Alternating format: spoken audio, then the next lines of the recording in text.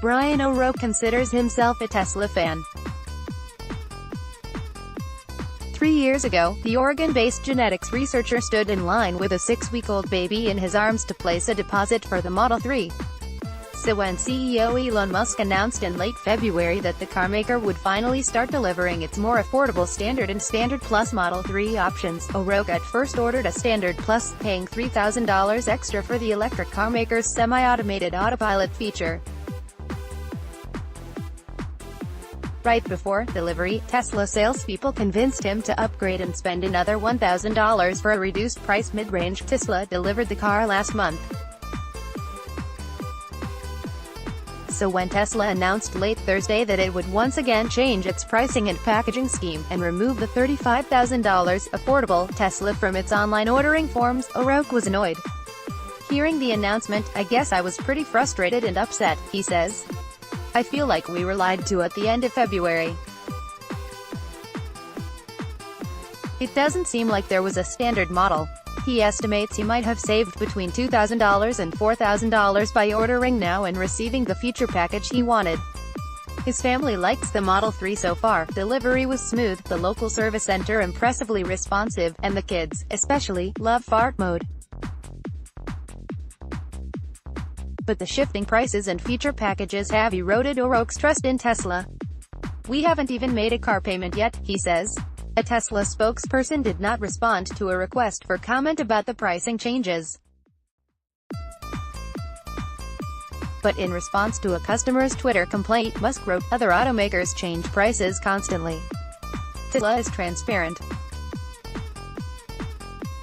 Tesla is very nimble, and they can change their pricing plans to meet what best serves their customers based on feedback," says Carl Brower, the executive publisher of automotive research publication Kelley Blue Book.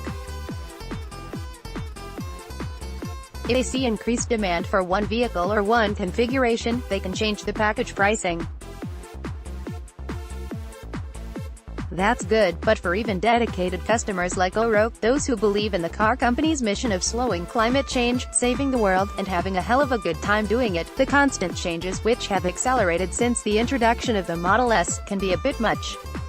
Kelley Blue Book's Brower suspects some buyers are hesitant because they see that inconsistency with the pricing and model approach. "It seems like every week there's a new plan," to wit, Tesla discontinued a mid-range Model 3 just 2 days before O'Rourke's was delivered. The price of the Model 3 Standard Range Plus, introduced at the end of February, went up by $500 less than a month later, then up again by $2,000 less than a month after that. The price bump, however, comes with some extra feature goodness. Autopilot, which once cost $3,000 to add on, is now standard. Meanwhile, the much-hyped $35,000 Standard Range Model 3, introduced in 2016 as Tesla's entree into the mass market, is now available only if customers call or go into a showroom. Sign up today. Get in the fast lane with our weekly transportation newsletter. Sign up, and those showrooms. In late February, Musk said Tesla would close nearly all of its brick-and-mortar stores and lay off sales staff to move to online ordering only.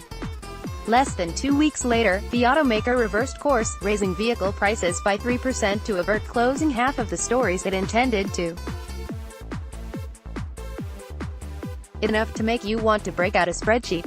In fact, a few online Tesla observers have.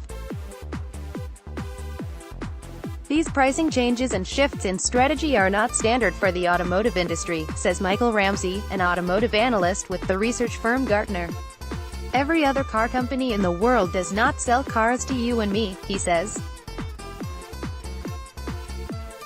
They sell cars to dealers, who change prices on a moment-by-moment basis. But the manufacturer is not setting the price, it's the dealer who sets the price. That's why Tesla's price changes are really unusual and irritating to customers who had already purchased their cars for more money, he says. Dedicated Tesla fans, a legion of enthusiastic, tech-forward, and very online buyers who fill Reddit threads and blog comment sections as they track the soap opera-like progress of Musk and co., don't always mind the shifts. but analysts say the constant changes might stymie Tesla's growth beyond its tech-friendly and California-centric customer base. There's no doubt in my mind that there's a segment of the car-buying population that's skeptical of Tesla, says Brower. That skepticism might stem from a wariness about electric vehicles, or from a lack of local charging infrastructure, or because there's no Tesla service center nearby.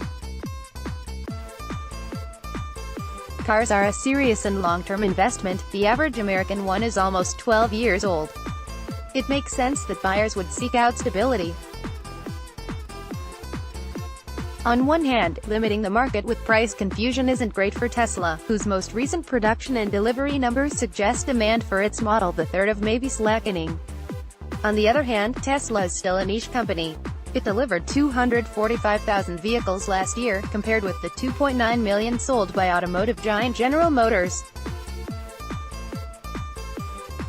Maybe the Musk enterprise doesn't need to win everyone over, not yet. And it's worth noting that the electric automaker continues to break ground with its approach to sales and service. More than a decade since the company rolled out the Roadster, Tesla is still the only automotive player to embrace over-the-air updates, and give customers access to new features, and the opportunity to buy once they originally decided to forego, with a few taps. Other manufacturers only began limited experimentation with that model a year ago. Even though Tesla is a bag of cats and essentially crisis-managed all of the time, it's still really cool, says Ramsey. More great Wired stories.